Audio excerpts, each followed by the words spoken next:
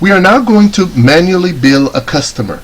Remember, before billing a customer, you should run one of the pre-check reports to make sure that there are no problems with your setup.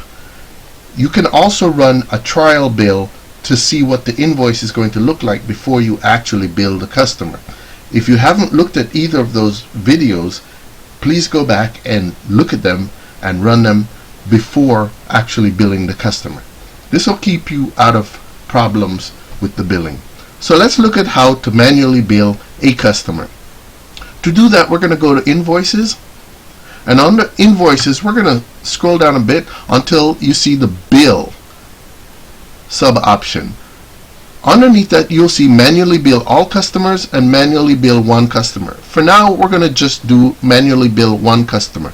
The manually bill all customers is very similar, but of course all customers are going to be billed. For this demo, we're just going to do manually bill one customer. So it brings up this screen, and it looks a lot like the trial bill screen, but this one is for real.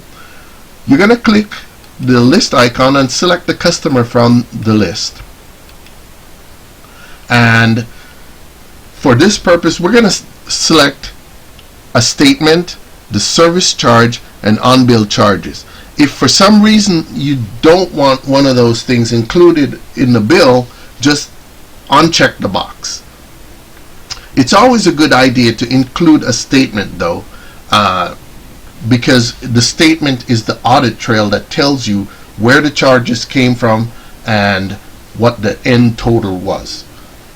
Okay, now we're going to put in the billing period that's going to be on the invoice, and it will represent the service period that you're billing for. So let's just say we're billing for the previous month from the 1st to the 30th.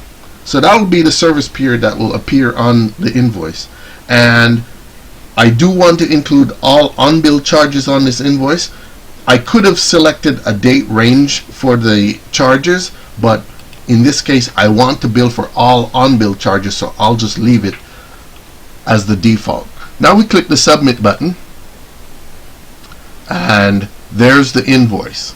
So this is the invoice that has been created for this customer, and as you can see up at the top, the service period is from the 1st to the 30th, and that's the date on which we're actually running the invoice. The invoice has a number, and these are all the charges that were out there for this customer, and now they're on the invoice.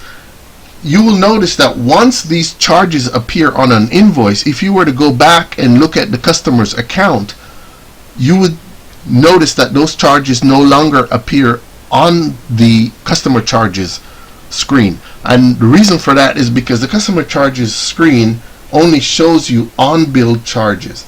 These charges are now billed and they are on an invoice. So that's how you create a bill for a person by manually billing.